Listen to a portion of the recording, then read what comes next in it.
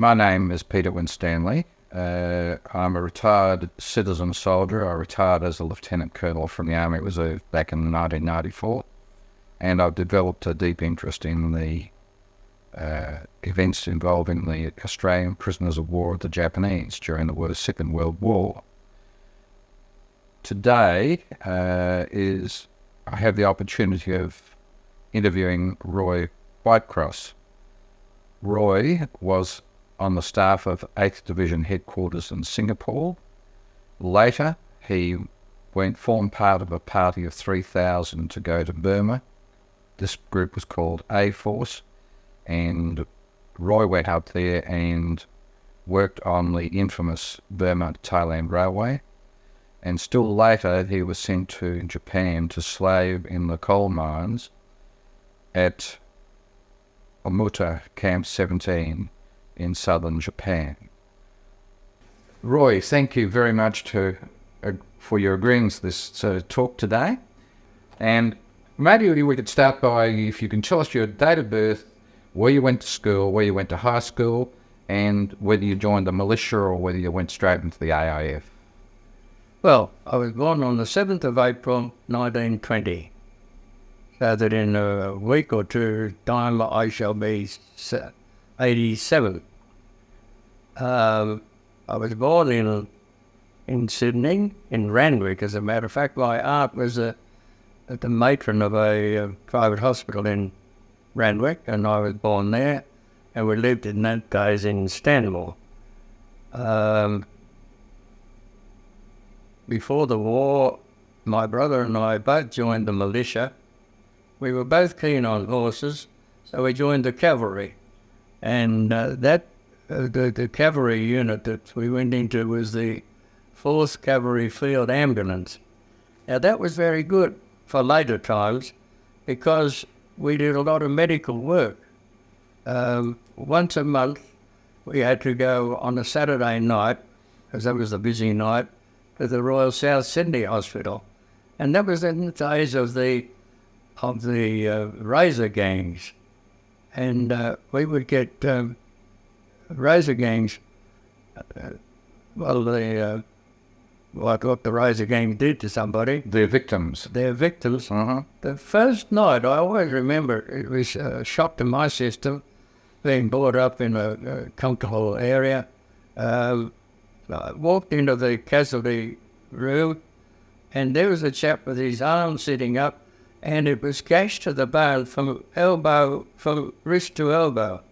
And they had forceps hanging on it while they stitched up inside.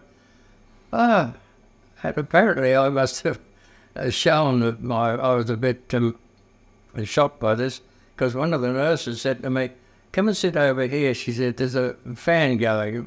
But I sat there for a minute at the journal, I thought, this is no good, so I got up. And then it was and then he went into shock, so they had to admit him to the hospital. And all of those people were entered into a book. And so I got his name. I was told, being the junior peanut, I was told to enter him up, his name and his address and cause of injury. And he had told us, not once but unending, he had tripped over a pitchfork. And we learned who owned the pitchfork, who used the pitchfork, why it was left there, how he tripped over it, and then all again away with this pitchfork. And so, cause of injury. And I looked at the doctor and I said, even I know that'd be a puncture wound, not a great stretch. I said, what do I put down?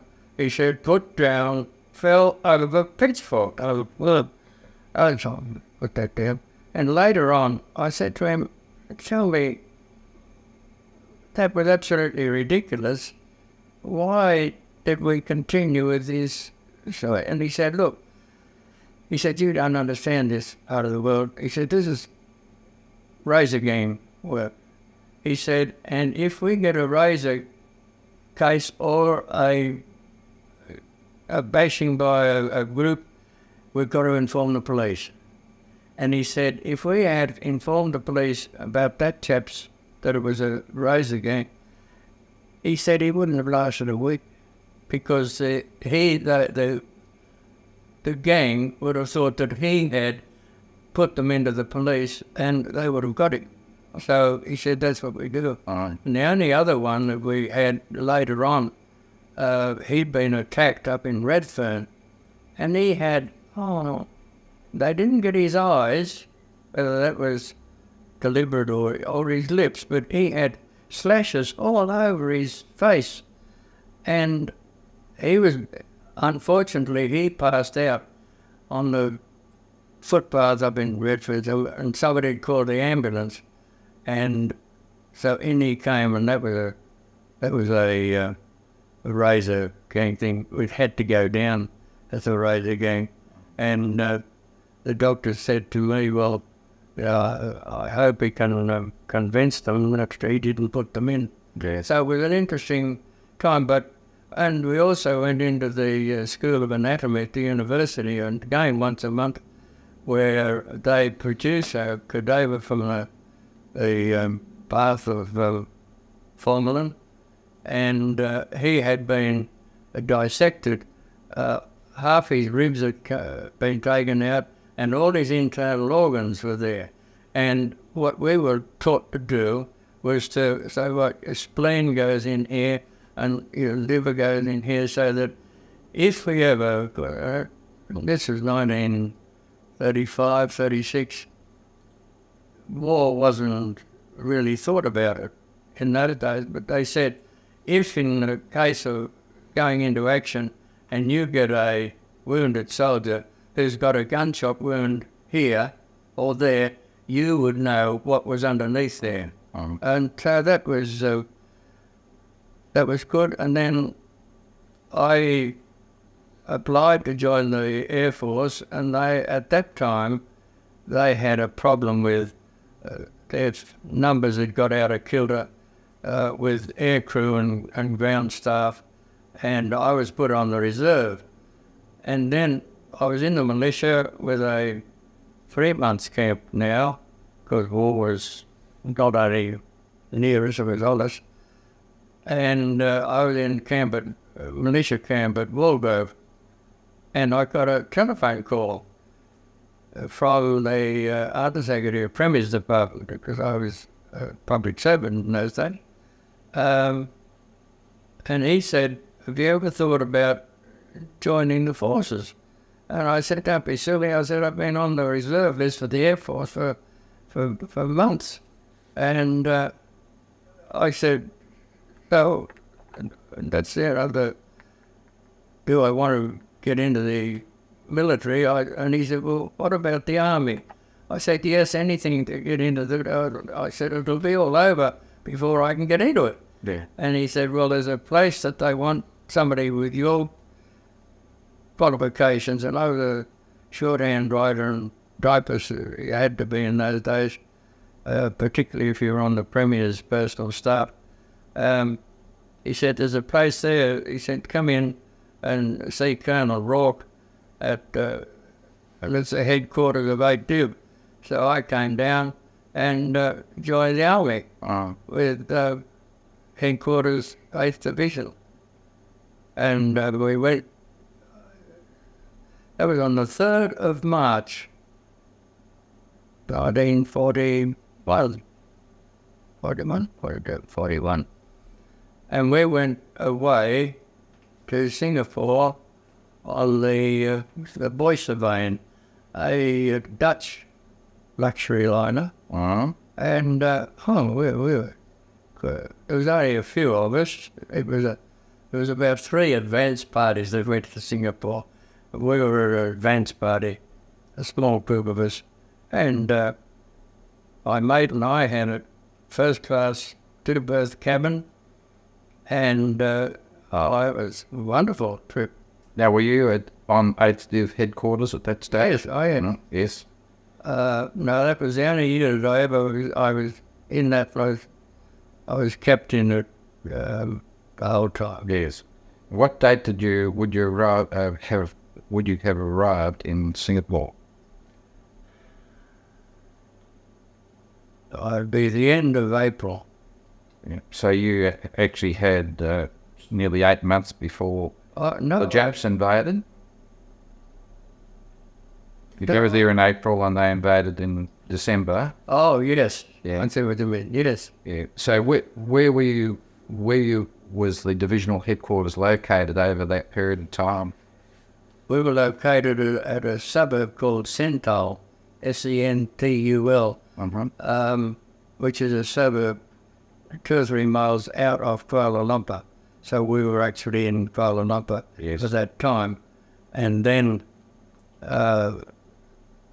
Supreme Command reallocated all sorts of things, and the AIF was given the state of Johor to protect it.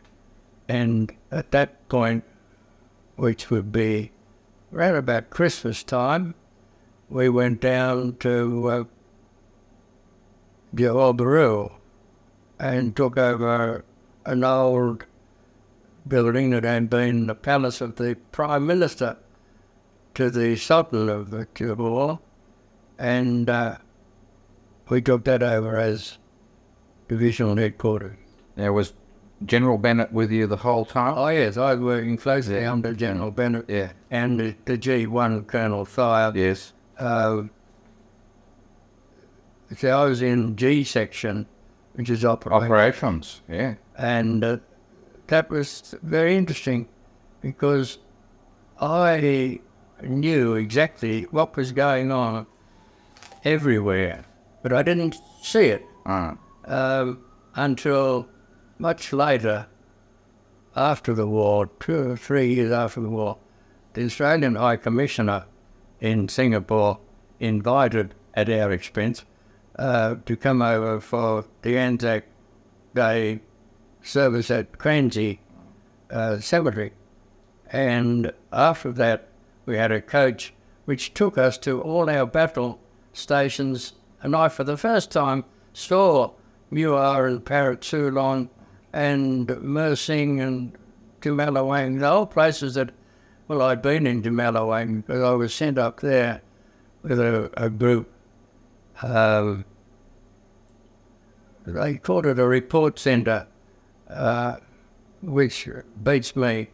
I was getting messages from the front line, which in the early days of the war, 300 miles away, and I then set them up in a cipher, gave them to the signal detachment that was with us at Jumalawang, and they sent it to Singapore headquarters. Why they couldn't send it direct from the front line to Singapore, why? The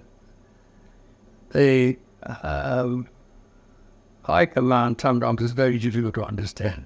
I appreciate that. Do you remember there was an unusual arrangement where two particular units were raised for the Brits? They were corps troops, and they were the 2nd 3rd MAC, Motor Ambulance Convoy, and the Reserve Motor Transport Company. Do you ever remember them coming in? Yes, we knew about them, and as they were only going to be ambulance drivers, the age limit was extended for them, and they were sent up right onto the border between Thailand and Siam, as it was in those days.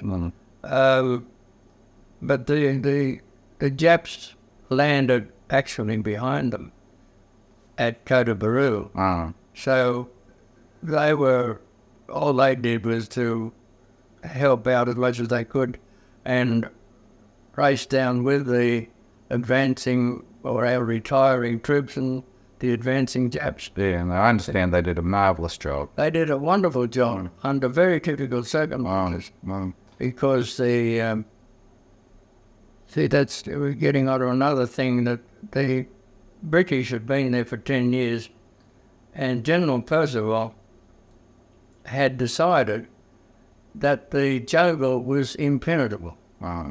Absolutely impenetrable. Like a high brick wall, he put it one time. And so that it was absolutely impossible. And so that if the Japs came down by road and didn't attack Singapore from the sea, and this became pretty obvious, because they had taken over Siam right down at the border. And they knew there were thousands and thousands of Japanese troops there. So, in Percival's idea, the only way down the Malay Peninsula was by road. There were 3 roads, north and south, and they had to come down by road because the jungle was impenetrable. And so he set up pillboxes on the roads, and when the fighting got near them, the Japanese, of course, as they came through villages, they just simply snatched push bikes from the local population, and they rode them down. And when the tyres blew out, they just simply continued to ride on the rims, and you could hear them on the bitumen road. You could hear them coming half a mile away. And there was always, it took us a long time, or it took the British a long time to realise this, there was always what we called a suicide squad, 20 or so men, out in front, paddling down the road. And so, of course, they'd come under fire from the pillboxes, and they were wiped out. They all knew they were going to, but most of them didn't even, they tied their rifle to their bike. They didn't even they knew they were going to be killed.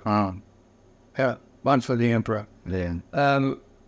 Before you go on, that early stage when you mentioned that the Allies were up on the border, the Indians, and then there was the Argylls and the Gordons were up there, and our MAC and our motor transport. That was an operation called Operation Matador. Did you know on divisional headquarters about Operation Matador? Vaguely, but it was a British thing, and really had nothing to do with us, except in this tiny bit of the second, third MAC. Yes. So that sort of information was sort of disregarded. And they weren't 8th Div units anyway, were they? Well, they were attached to us. Yeah. Administration. Yeah. So that was the way it came. But getting back to these pillboxes, of course, what they did, having wiped out the suicide squad, it indicated to the following thousands of Japs where our front line was. And the next thing, the Japs in the pillbox, they were being attacked from the rear. The Japs had just melted into the jungle, came round, and the only thing they could do was to leap out of their pillbox, jump into a truck, and if they were lucky, they hurtled down the road, and most of them got back. But so much for the impenetrable jungle. Yes. Yeah. Now, do you remember roughly when you actually went across the causeway yourself as you moved back into Singapore Island? Yeah, I see, with operations and what let's put it this way, what we had done, or what the General had done, he had split headquarters into 2, and each man had an opposite number. And they were not all together, so that if a bombing raid, for example, wiped out one half, there was a divisional headquarters still operating with every man duplicated by another one. Yes. And in action, when we got into action, all of us were working anything like 16, 18 hours a day after day, in and out of rubber plantations, and typing up and duplicating movement orders, and that I was only 21, and that finally, from my medical training in the militia, I knew my nerves were going to pieces. And one of the systems there, my left hand, I had a thumb that wouldn't stop wiggling. And so I said to the officer on duty at the time, I said, I've got to be relieved. Send Merv Parkins up. He was my opposite number. He was down at... We had rear headquarters, advance headquarters, and where the general was, that was battle headquarters. There was only a few of us there, and that's why we worked such long hours. And I recognised that I was going to pieces. And this was dangerous because I would be typing up a movement order in the dark, pitch dark, weren't allowed a light because the Japs were usually so close. A light would be a death wish. So, and I recognised that with my nerves going to pieces, I could make a mistake in the map references. I could have a battalion going out here and their medical out there and their ammunition supplies somewhere else, and it was dangerous. So he said, he agreed with me. He said, I'll talk to Colonel. And he came back and he said, no. He said, your request to be relieved, not abandoned.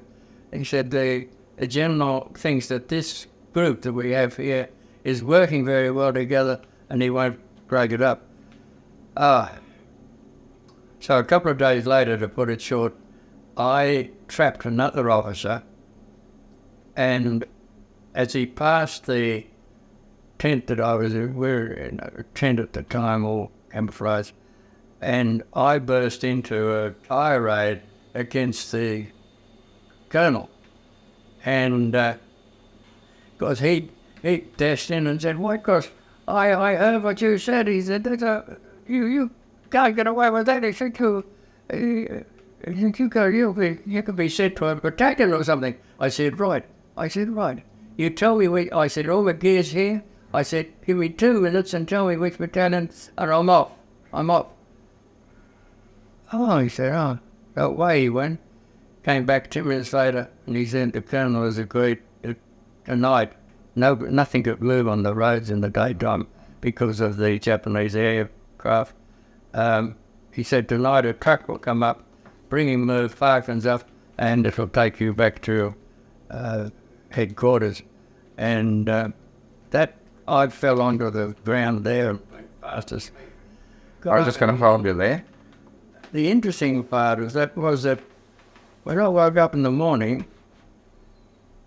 and I stepped out, and there was the sky and the sun.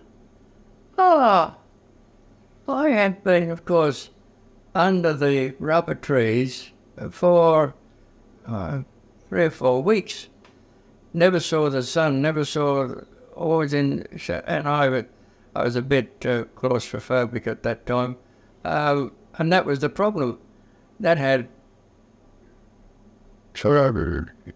depressed me, I suppose you could put it. Yeah. And the next day I was as right as rain. And I thought, well, I had made some English friends in Peru. And I thought, well, there's nothing to do here. Battle headquarters are doing all the work, of course. And I thought, tomorrow I'll take one of these bikes and I'll ride over and see how they're going. And that night I get a signal from battle headquarters to take a party onto Singapore Islands and set up advance headquarters. And so my trip to my friends was off, and so I got my 3-ton office truck and a group, and we over the causeway to Bukatima. And that's where, very shortly after that, and the army had requisitioned a house. But when I got to this house, they gave me the address and everything else. Got to this house and I looked out and thought, there's somebody living there. So I went and knocked on the door, and a lady came with a tiny baby in her arms. And I said, haven't they told you that this house has been requisitioned by the army? I said, you shouldn't be here. I said, the whole place will be taken over either late today or tomorrow. I said, where's your husband? And she said, oh, he's joined the Malay volunteers, but he'll be back at midday. And I said, oh, well, all right. I said, I'll tell you what. I said, I can park my 3-ton office truck. There's a great big tree in their garden. I said, I can put it under there, camouflage, and just, no, wish you the best, but we'll take home your house. And that's what happened. The general came down the next morning, but her husband came back about midday and got the shock of his life to see a 3-ton office truck in his garden. And so that became our headquarters for a while, until we had to move out of that down to, I think it was Hollands Road, which is another story which I find interesting.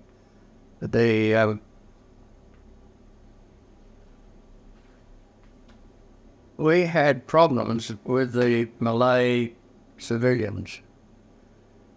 And this has been denied by the University of Singapore. There's a professor there that has denied it vigorously, that there may have been a few Malays, but I would disagree with that violently. I think the Japanese had been busy in Malaya for years, under the very noses of the British. And so that, let's say, a vast majority, without putting a number on it, which is not possible, were pro-Japanese. And this is borne out in my mind by several facts. One of our officers was driving past a group of Malay houses, and they had clotheslines in front between the house and the road, and it was draped with red blankets and white sheets. And he thought, that's odd, because it was raining. Now, why would you put them out in the rain?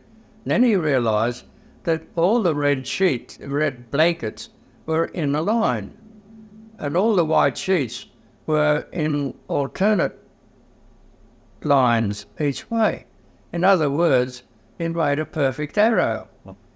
And so he went and took down all them, piled them on one of the houses, and then he went up 500 or 600 yards only in the direction that arrow, and that was the headquarters of our artillery.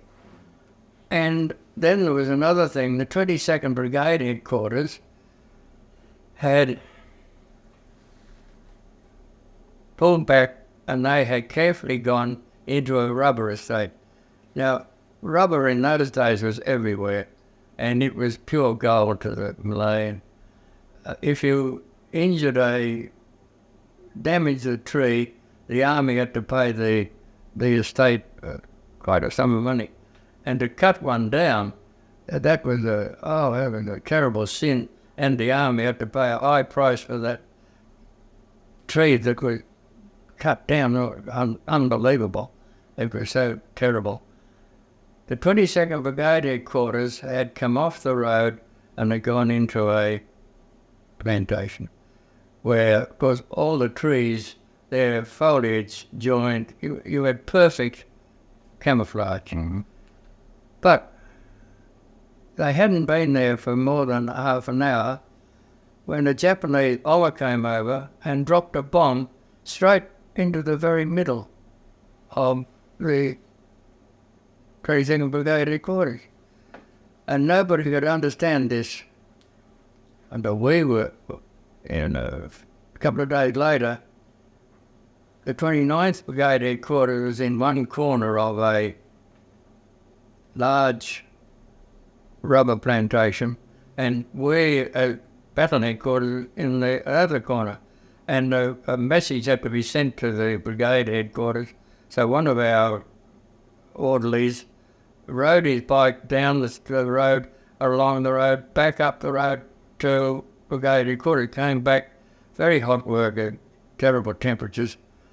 And shortly after that, he was given another message to go back to brigade headquarters. And he worked out very sensibly that instead of the hot work of peddling a bike down and about, he could cut straight through the plantation, no trouble, there's no undergrowth, they're all kept immaculately, these rubber plantations. He could walk straight through without much trouble and walk back in. So off he went, and 500 or 600 yards on his track, he stumbled upon an incredible scene. 12 trees had been cut down, stripped of their foliage, the logs laid end to end, and the foliage spread out to make an arrow exactly in line with our headquarters.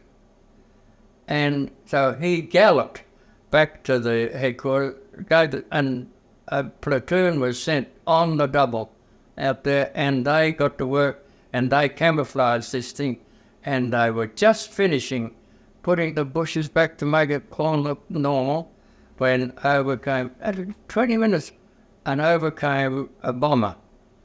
And he circled and circled and circled, obviously looking for the ground to wear signal. Wow. And he even, at one stage, he pushed the canopy back, and he was hanging out, searching the ground for what he had been told was a ground to wear signal for him, Yes. where he could have hit that and counted 1, 2, 3, and the bomb would drop right in the middle of it. Yes.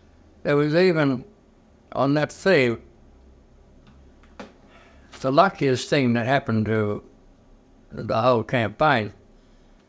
We moved down to Hollands Road. Divisional headquarters was in Hollands Road. Hollands Road in those days, I don't know about now, was a upper class district. Beautiful houses in extensive lawns up the whole place. It was decided by somebody that there would be a conference of General Bennett, who was there, General Percival from Fort Canning, and Field Marshal Wavell, who was on one of his very quick trips in and out of Singapore. Percival came up in the staff car, splashed with camouflage, splashed green and yellow, whatnot. Dozens of them were running everywhere. Nobody took any notice of them. Wavell came up in what must have been the biggest, most luxurious car in Singapore. It was an enormous limousine, and it was black, polished to absolutely beautiful. And on the bonnet he flew a Union Jack, so big, and he had 2 outriders and cycles in front and 2 behind him, so that any half-witted person would know that that was a very, very important person. Wow. He arrived, our blokes took one look at this enormous car and started, they put a camouflage tent, etc., over the top of it.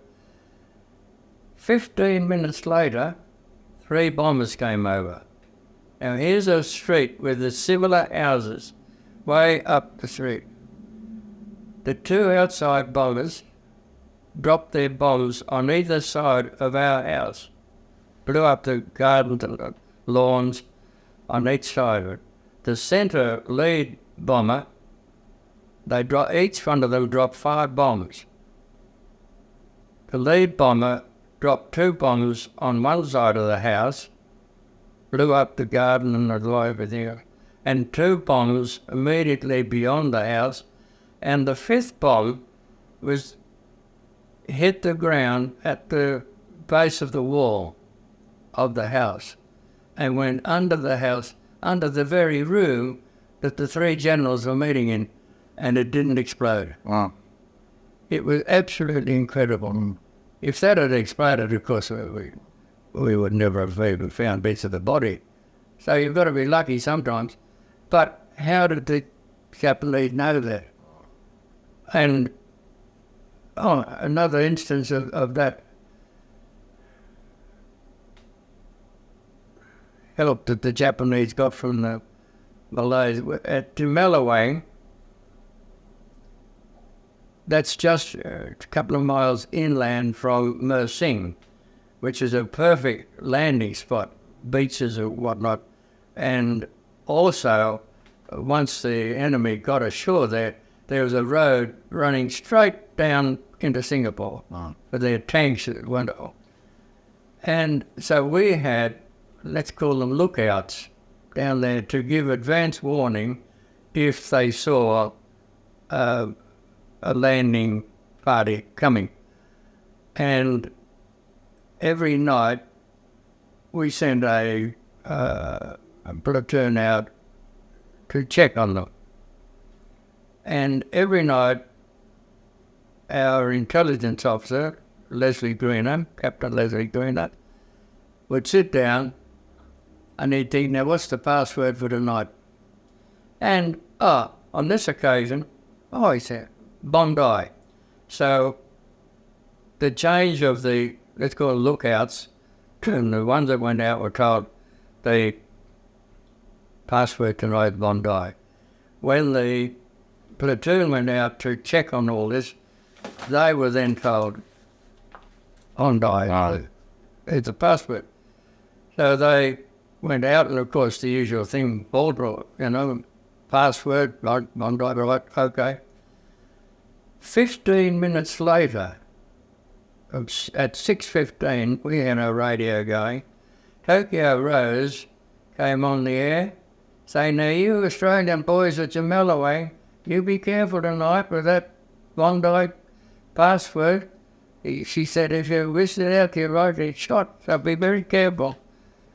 It obviously, possibly on the first halt with a password spot, there had been a Malay in the undergrowth of the jungle, and at that point, somehow or other, he had got back, Bonk, and Tokyo Rose 15 minutes from the time that password was conjured up in the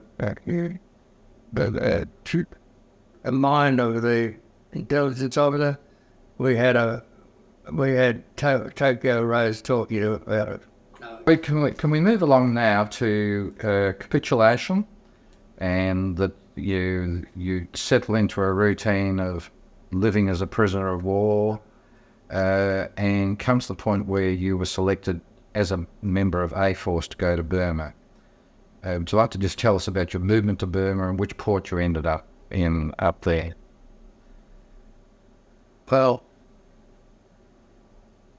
the capitulation was on Sunday the 15th of February, and the general was still, and the time was 8:30 p.m. At 9 o'clock, we were prisoners of war at 8:30 p.m. At 9 o'clock, the general dictated to me an order of the day to go to all the troops, thanking them for their loyalty and their hard work, etc., etc. And so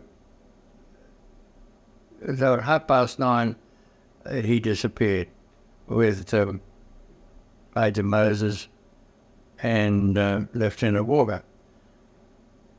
And so we were at that time in Tanglin Barracks. We'd taken over a section of that. And all the rifles and other gear that we had to be collected, and the Japs came in, and that was a surprise to us. They were small and they were practically ragged. Their breeches would have patches in them. And we thought, well, crikey, they'd beaten us. So 2 or 3 days later, we got the orders to go to Changi. And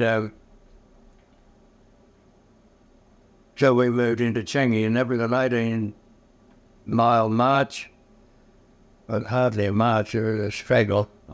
But that was, and we were in Changi. And if I can go back to the assistance that the Japanese got from the local people in Malaya, in Malaya, there were dance halls.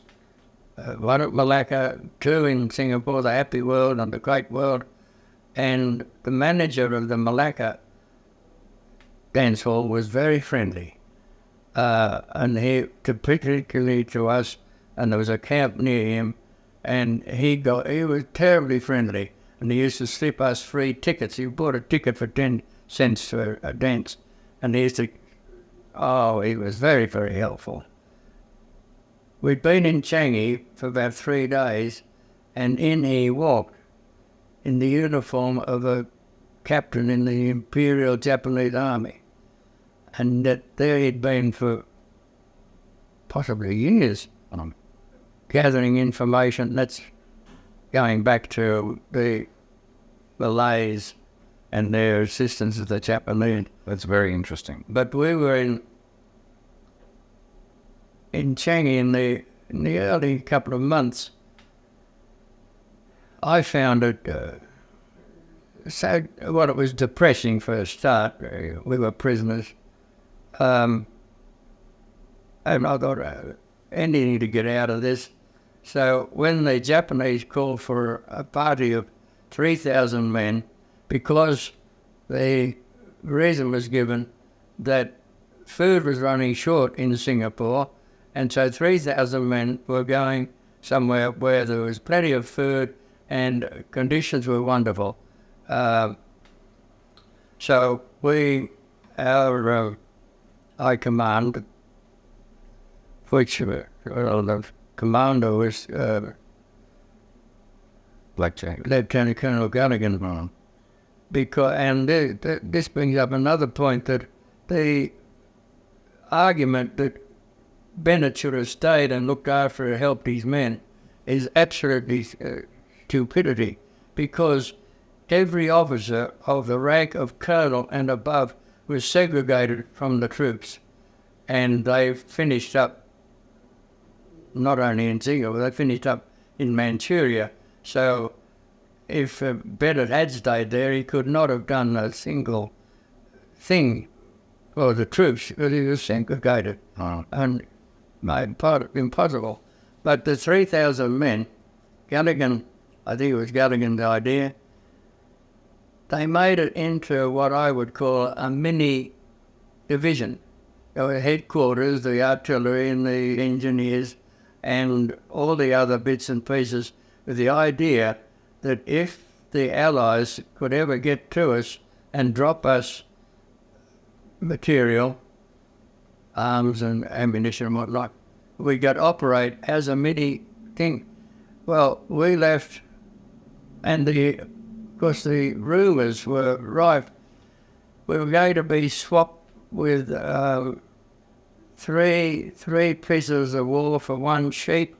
We were going to go to Portuguese territory, which was neutral at that time. Wonderful rumours were, some of them were quite feasible. But we on the ship to Hasimaru, and we went down the channel out of Keppel Harbour, and of course it's marked by buoys. Starts with 8, 7, 6, 5 down to 1, and everybody was hanging over down to 1. Now, did we go south to Portuguese territory or somewhere, or did we go further up there? And of course we turned to starboard and up we went. And our idea of a mini division was blown to pieces. The Japanese stopped at Victoria Point, which is the lowest point in Burma. It's near where Kingsford Smith is supposed to have lost his life. But they unloaded 1,000 men. And then 2 days later, we were off Magui, and another 1,000 men were sent off. 2 days later, we were in Tagoi.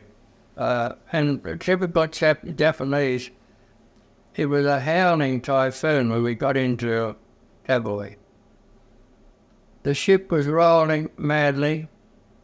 They threw landing nets over, and everybody that was being sent ashore, which was less of us, had to climb down those, and they had unloaded some landing craft and get into those. Well, the ship was rolling, and they had put down a galley, what do you call it, footway down. A gangway? Yeah, gangway down the side of the Gangplank. And our officers asked, begged and prayed the Japanese to pull the landing craft into the bottom of the gangway and we could go down and but this. And luckily, nobody got badly injured with this tossing and turning. And by that time, because it took a lot longer than the Japs thought, it was night time, so they stopped there. I was in the party, fortunately. Oh, and that was wonderful to be able to stretch out before we were crowded together. And the next, of course, the storm blew itself out in the night time. Sea was as flat as a pancake in the next morning, and we were all ordered to go down the gangway into the ships. And then we went ashore, and then we marched out to Taboi, which is about 12 miles, I think. And it was interesting that the Burmese were very helpful, and they gave us a bit of money. They'd rush in and they'd give us fruit and all sorts of things. And the Japs bashed them, and while the Japs were bashing the Burmese down here, another one was up in the front there handing out fruit and food. They were very, very helpful. And then we got to Tavoy Airport, which the British had commenced building, but had only got as far as the walls and ceiling and nothing else. And we were lined up outside and accounted again. Japanese were great on counting. Every man had to be accounted for. And then we were told to go into now it was at midnight, into the big hangar. And of course, the floor was made up in the early stages of being built by great jagged rock. There was not a smooth face, and nobody got any sleep that night.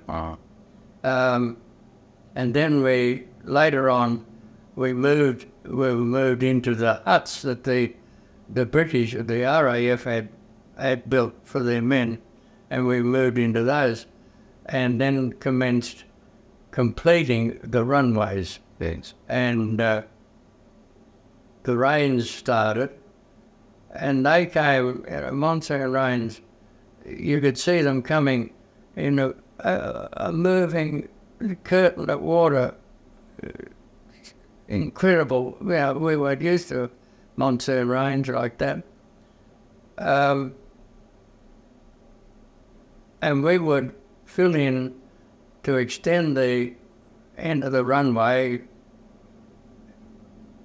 dig earth from way over the side, hold it back and fill it in to extend. And every night when we knocked off, the Jap very carefully supervised the building of a little wall around our new place so that the rain would run down and not touch what we had just done that day. Yes. And it was very odd.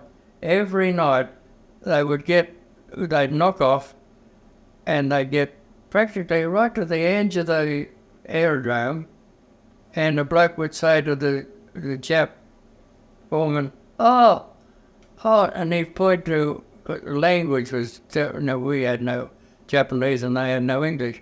And he'd point to a water bottle or something, and he said, mine, all sign language, he had left his behind there. Could he go and get hold of them?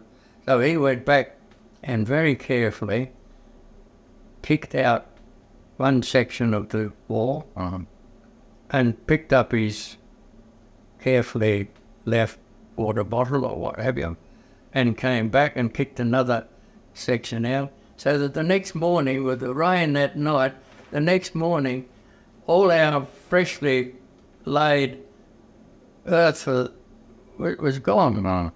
So that held things up. And you talk about psychic. When it was finished, finally finished, about 3 or 4 months, and along the beginning of the airstrip, there was we had dug a big ditch to take the water from there. The first plane that came in, he circled around and had a look at it, and every POW there said, crash you bastard, and he probably did. He landed a few feet short, but he landed in the ditch that he wouldn't have noticed it from the air. But he landed in that, and it goes up in the air he went and crashed down. We had later on that he committed suicide in Tavoy because he had destroyed some of the Emperor's property. Aircraft, but that was Tavoy. And then when that was finished, we went down and picked up a small ship and went up to Milne. And from Milne we went by train down to Tambazai. And Tambazai became the base camp commencement of the Burma Thailand Railway. And we were there for a couple of days where we listened to a long speech translated for us by another Jap. How lucky we were to this wonderful project that would help the whole world. We should have been pleased to have been involved in such a wonderful undertaking. So out we went then. And the same thing, to build the embankment, you dug earth 40 yards away and carried it by what we call the bag and pole. It was a rice bag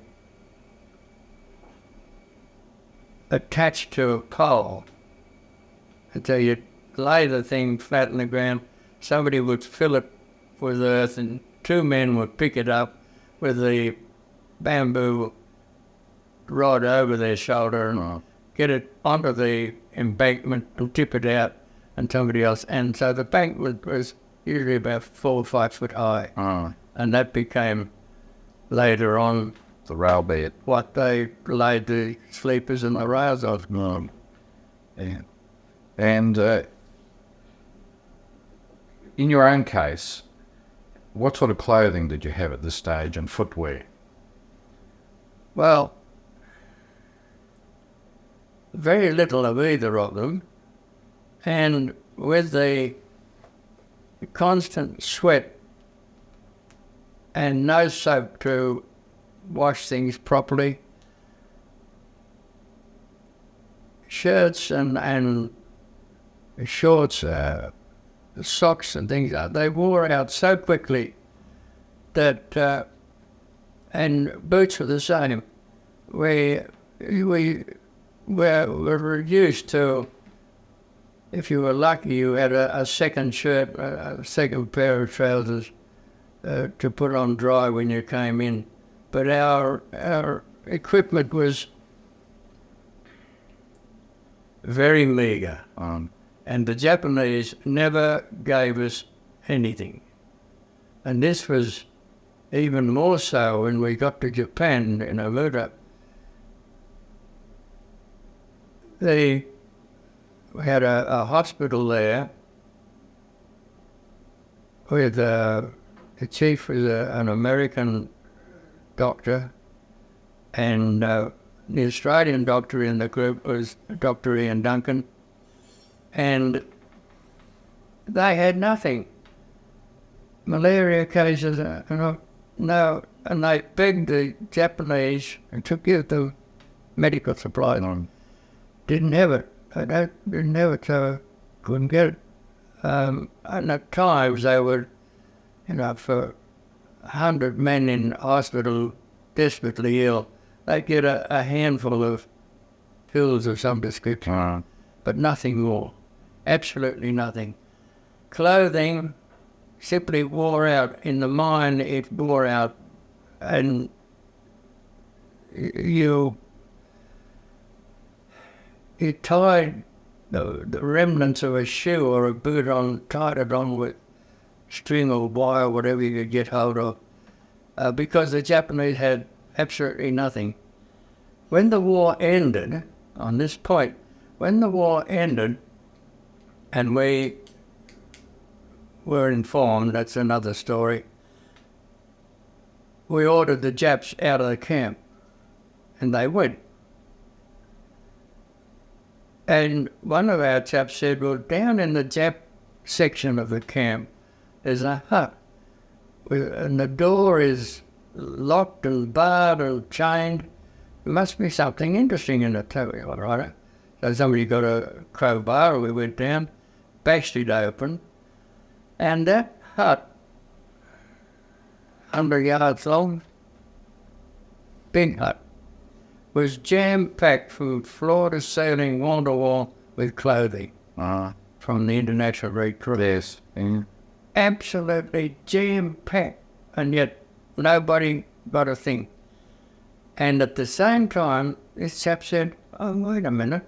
He said, over at the mine, on the, we called it the first level, which is 50 feet down, not that way down, 2,000 feet.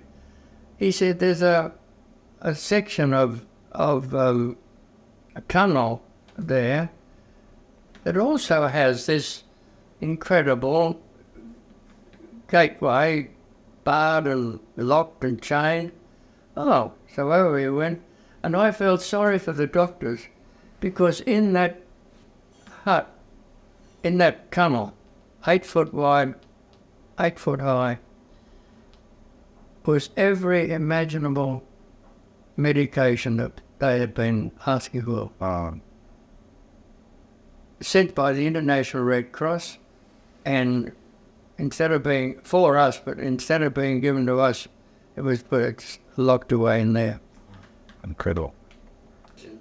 Thank you, Roy. Now, I'm aware that when you were working on the Burma end of the line, that you were working closely with Rolly Richards. Yes. And you've covered that very extensively in your book, and Rolly's also covered it in his book. But at one stage, Rolly had a change. He was given a rest from being with the mobile team, and Major John Chalmers came up to work there. Can you tell us anything about him? Well, Rolly had literally worked himself almost to death by working all day with the sick in camp, and when he could have been asleep at night, he would consider every man in camp and their character, their psychology, and so that when a man came up before him, perhaps with the onset of malaria, say, Rolly knew that man was a battler and could be, and another man would come up, and Rolly knew that he was a shirker. He needed, looking after. He knew and he had, with that sort of thing, and I think the Japanese recognised that he was on his last legs, and he was keeping more men out on the line by his medical work. So they didn't want him to die. So they sent him back to the 30-kilo camp, which was a hospital camp. And he spent, I think, 3 or 4 weeks there, which put him back on his feet. And in his place, Major Chalmers came out from Tambazite, where he'd been in the big base camp, big hospital there. And he had no conception of what the jungle camps were like, and what the guards and Japanese transport people were like. You only had to blink and you got bashed. And this absolutely threw John Chalmers. But to give him all credit, he pulled himself together and he did quite a good job. But he was very thankful, obviously very thankful, when Rowley came back to camp and he could get back to the comforts of Tambazite base. But he was a good doctor. And he was with us, of course, when we went back to Singapore from Phnom Penh, and he went off in the Japan Party and lost his life when the Rakuya Maru was sunk. Yes. Because he was in with 2 or 3 lifeboats from the ship that the Japanese had left behind. And another destroyer came up and simply lowered their 4-inch guns and their machine guns and blew that Brigadier Valdi's party with Chalmers in it. It killed a lot of them. Yes. And Roddy Richards was lucky. He was far enough away from that episode, and then he saw a Japanese destroyer coming up. Well, that was going to be the same thing. So they all shook hands with each other in the boat, and to their surprise, the destroyer eased off and pulled up beside them, and then took them aboard. It must have been one of the few reasonable Japanese Navy captains in the whole Japanese Navy. And then they landed them at Formosa, and they were put into another ship, and finally got up to Japan and went to Sakata, where they were, his party, I forget now what, they weren't coal mining. It might have been the steel works or something there. But they were up there. And was it correct? Was he the only Aussie in that party, or? Oh no, Went through to Sakata? no, No. there was quite a number. It was only, well, the split up, the survivors, you see, were a couple of lifeboats full of men. So there would only be 40 or 50 Australians. The rest that were up in Sakata with him were British. Yes. And they took it very poorly that Rowley, when the war ended, Rowley celebrated that with his men.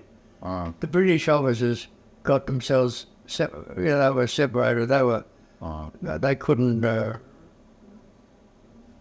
mix with the other ranks. The British have an incredible social status in. If you're an officer, you're something away and beyond the other ranks. Yes. Now if we can go back now to when you finished working on the Burma End of the Line. Do you remember which camp you were in when you got on the train to go down to Thailand? We were over the border. We were into Thailand. See, in those days, the camps didn't have names. No. They were just known as the Number of kilos. the so-and-so kilo camp. Yeah. And I think that camp that we were in was the 133rd Yes. kilo camp. Yeah. And we went down by train to Tamarkan. And that was a nervy run because we had sabotage when we could get away with it was number one. And we knew that the Japs on the Thailand side, when they built bridges, if they had two pieces with a great bulk through them, well, when the Jap wasn't watching and they could get away with it, that had a head on it and a tail on it, but nothing in the middle. And we held our breath on some of those bridges, knowing that they could fall apart. Yes. Anyway, we got to Tamarkan, and that was that was wonderful. A mate of mine from my unit, he saw me. He said, "Oh, I didn't recognise you at first. I must have looked a bit gaunt, weighed 5 stone, malaria or everything else." And he said, "Oh, it's a pity." He said, he said, "Tomorrow is a no meat day." I said, "Well, big deal." I said, "The last time I had any meat must have been 2.5 years ago." So he said, "Yes, but," he said, "when they don't supply any meat, they double the supply of eggs."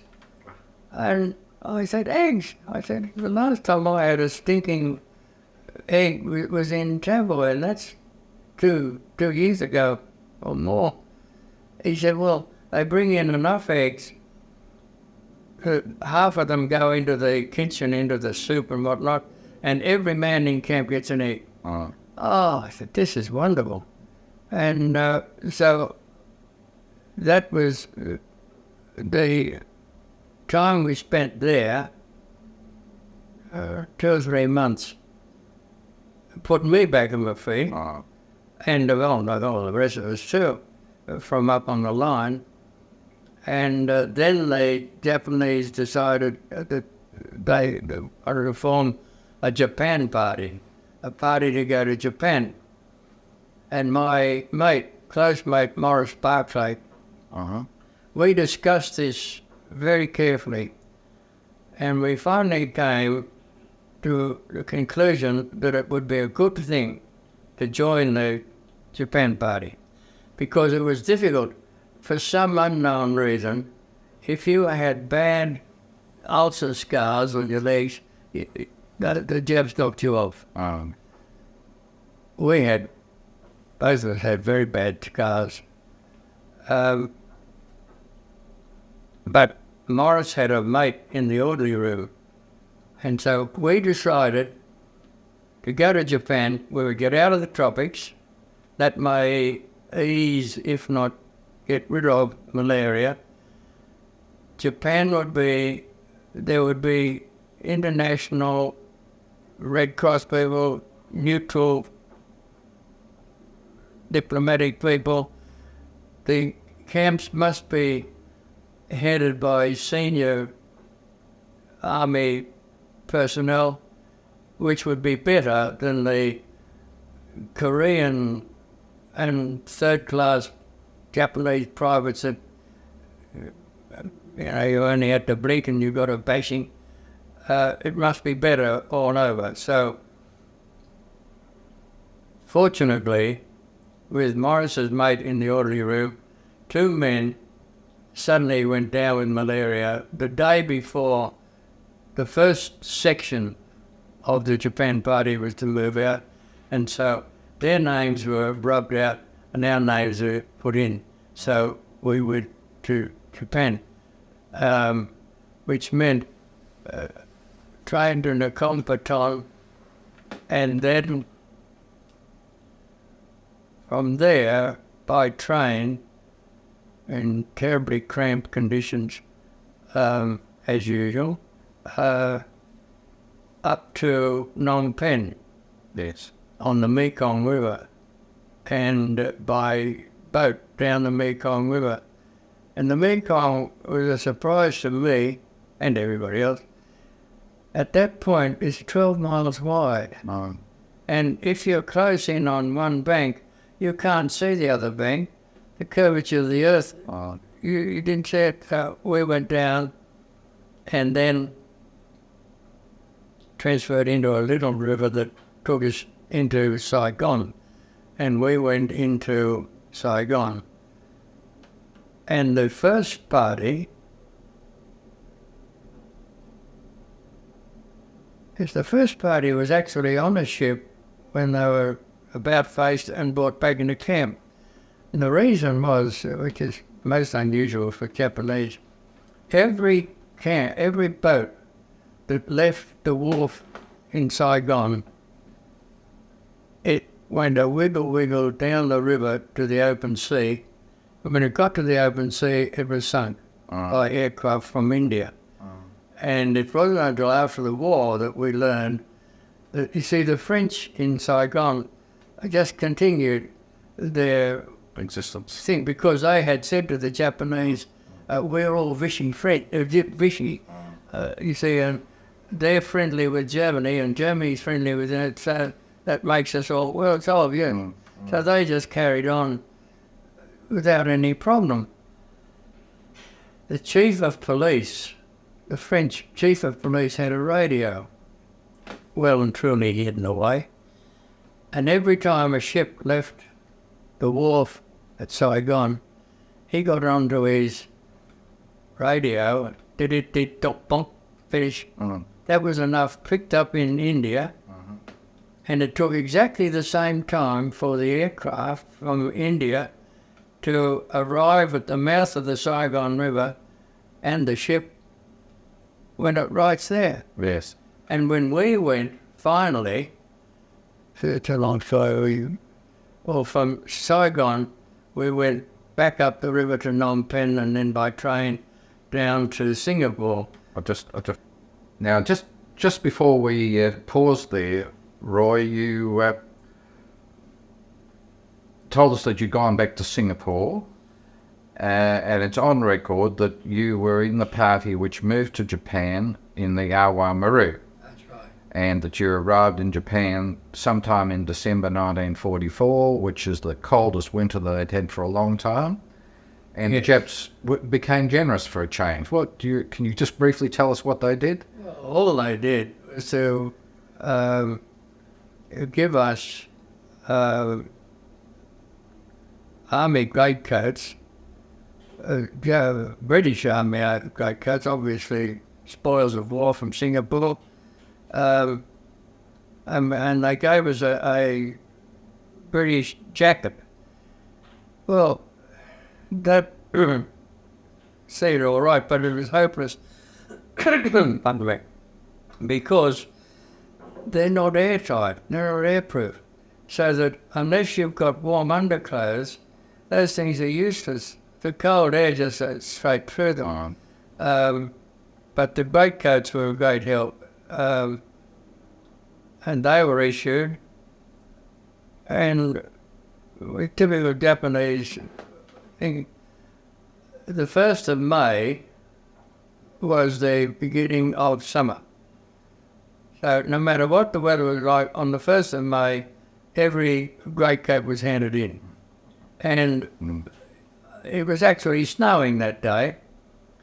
The winter lingering on, it was the worst winter that, well, some said the worst winter in 70 years. Other authorities said it was the worst winter that Japan had ever endured.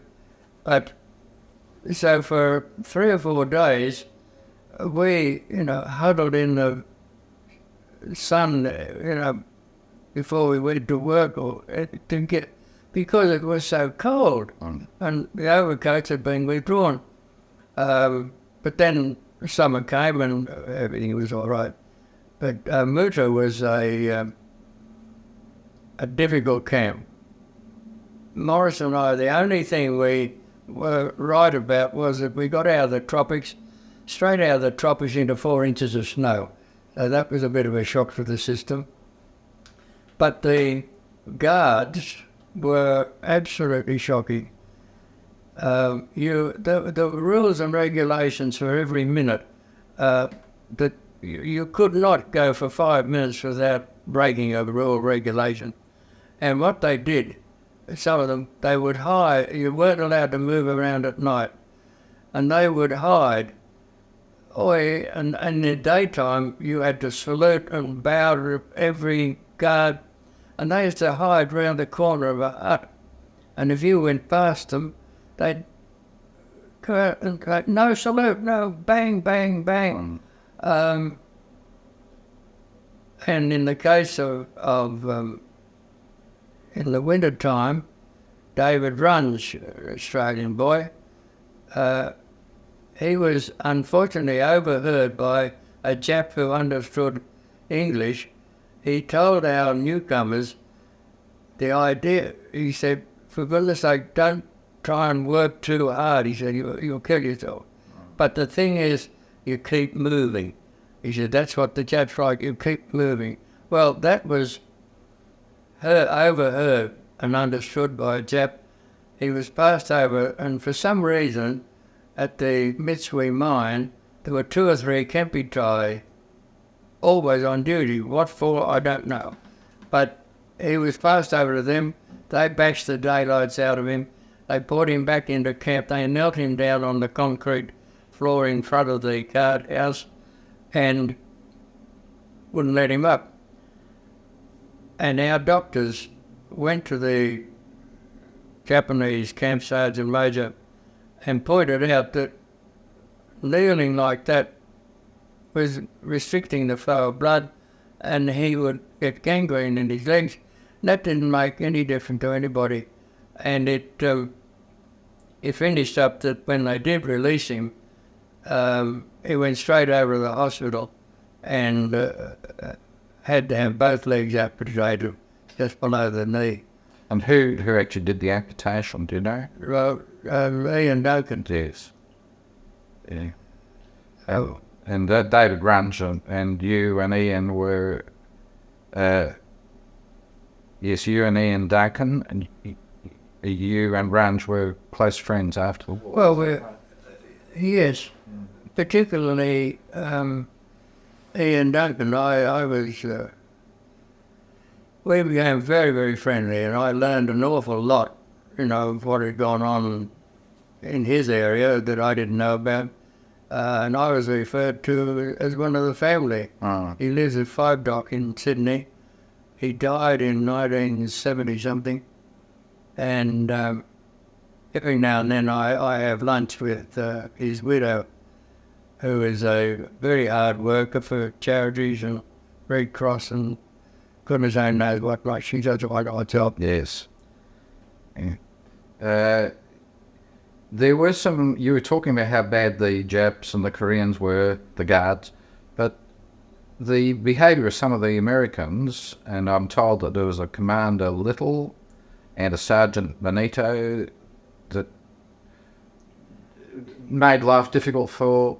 Yes, they were simply pro-Japanese, and they were responsible for the deaths of several men that they, for some reason or other, they would put them in, instead of disciplining them in their own lines, they put them into the Japanese. And in that case, several lost their lives. And Squashy Little, Squashy in Japanese is small, and he was only a short man, but he was a shocking animal. And when the war ended and the Allied troops came in, he was handed over to them and he went off under an armed guard. And apparently he must have had a good story or something, because all that happened to him, he should have been hung. Well, he should have been hanged. But all that happened to him, he had a dishonourable discharge. And the other chap was a sergeant. We called him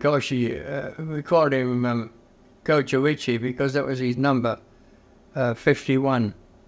it was Bennett. Sometimes you see him as Bennett, and other times as Benito.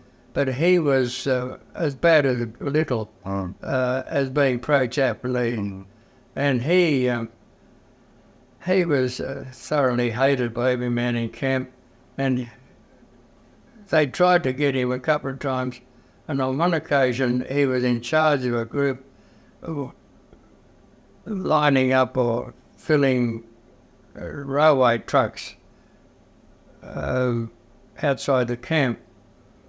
And they had to bring trucks down and couple them up. And they noticed that he was taking his ease in between the buffers of the truck. And so the blokes up, which were pushing a truck down, said, quick, if we're quick enough, we'll get him. And so they put all their strength into it, and down came that truck.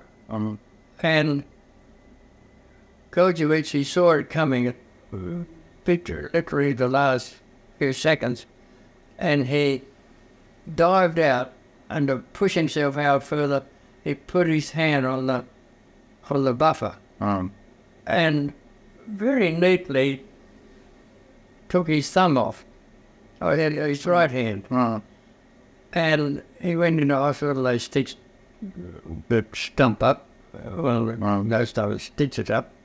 And he then was proud of that. He said, and I was there when he said it in one group, he said, now, he said, I'm, without that thumb, he said, I can salute properly as a Japanese because they don't, he said, now I can do it because I've got a... Really? He was an awful man. But you get all types in the army. Now, we had a person who became a distinguished politician after the war in the form of Tom Uran. He was in that camp too, was he? Yeah. But I didn't know him. See, in the camp it was very difficult because there were 100 of us, there were 500 in the party, and each 100 was in different huts. Your best mate might be in the next hut, but you'd be out at work and he'd be back in camp, and he'd be out at work. You never met. Yes. Morris and I were very, very lucky because our numbers weren't running together. But what the Japanese recognised that Australians particularly formed groups, and they didn't like that. So a day or so after we got into Omuta, we were all lined up by number. And what they did then, right, the first man went into the first hut, the second man went into the second hut, third man into the fourth hut, and so on. And actually, Morris was in another hut, and when the numbers were reallocated, he became 1479 and I was 1477. Yes. So we're not only in the same hut, we're in the same room. Yes. Which was a wonderful thing until we lost him with pneumonia. That was in 45. Had he been ill for a long time? Or was it sudden? He had pneumonia, and he beat that finally. But you see, the Japanese doctor, we afterwards found out that he was a second-year dental student, but he had the power of life and death. If you could stand up, you went out to work.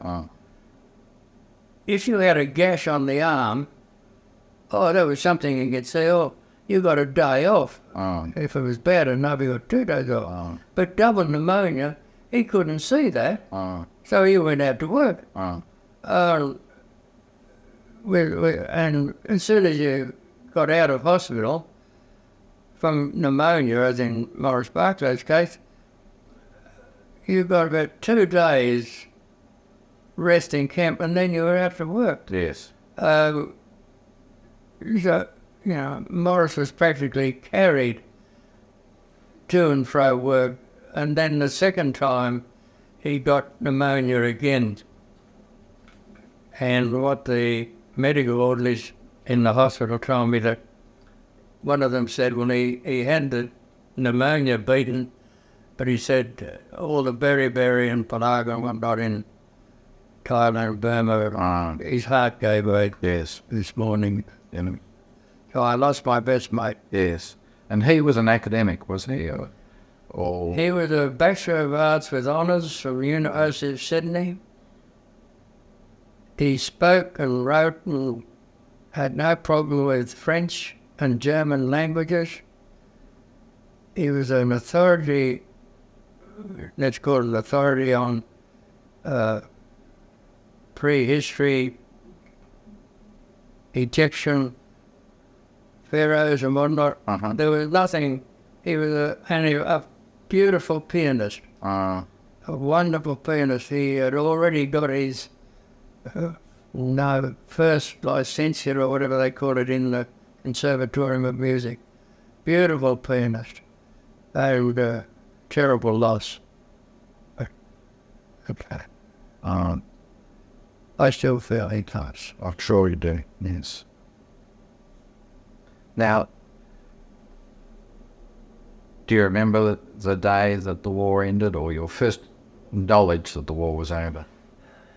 Yeah, that came slowly. I was on night shift, and I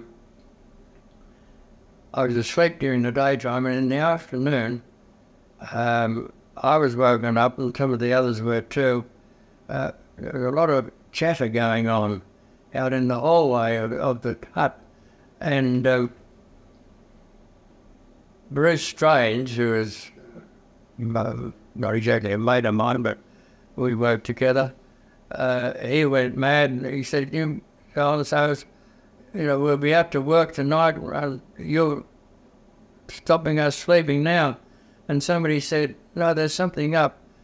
There's the day party, there was the 3 shifts, and then there was a permanent day party that did renovations and whatnot in the mine.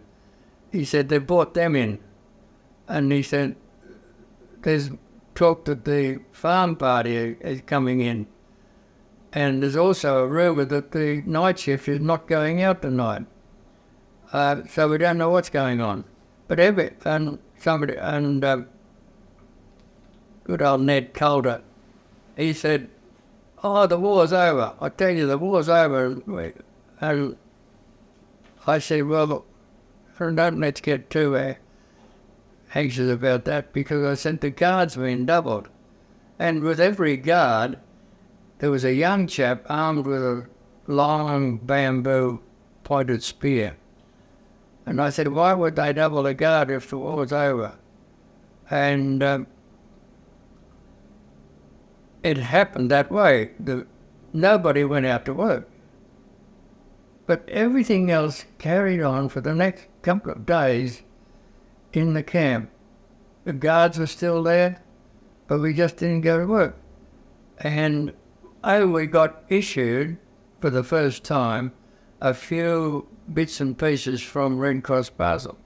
Now, I was in the army for 6 years. I was a POW for three and a half. I have never seen a Red Cross Basel because they came into the camp and the Japs simply put them away, and they would give tiny bits out now and then. And on this occasion, we had got some cheese, and in my Dixie I had a couple of tiny cubes of cheese, and I went from my hut round to the meal time, the second or third day, to the mess hall, and I passed the guard and I saluted him as required, and he pointed to my Dixie and said, give me that. And I said, no, you bastard, it's mine, I want it. And it took me a couple of paces before I realised you can't speak to a cat like that. I thought, and that's 4 days to kill you with a thing like that, and yet the shout of you didn't come. I thought, the war's over. The guard might be there, but they're impotent. They are simply there. And that next day, I got into the mess hall. Oh, my legs were trembling, but my heart was singing. I knew that the war was over. But how it was, he said, whether we be repatriated by the Japanese, what was going, we didn't know. And the next day, we were all paraded again, and the camp commandant, Fukuhara, read out a long speech to say that the emperor had acceded to the demands of the Allied forces. Well, the war was over. Did your food improve? Like, No. suddenly? No? And how many days or weeks was it before you moved from Omuta? Well, there were about 5 or 6 weeks, because the Allies had drawn a line across Japan and had decided, for some reason, to occupy the northern part first.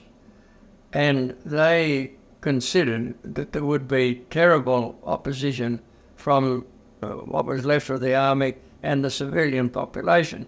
So they took the procedure of a normal landing into enemy territory. They put a thing in, put a line round, another second would come in, put a line round, and they would disregard the fact that the population was there clapping their hands to see them, because the emperor had said, those who were our enemies are now our friends. And that, if the emperor said that, well, that's what it was. Yes. And so we had but that took a long time before they got down to the south of Kyushu to come into our camp. But by that time, it was quite amazing. A chap from the Perth, the signals man from the Perth, absolute genius, he had picked up Chungking radio on bits and pieces that he'd put together.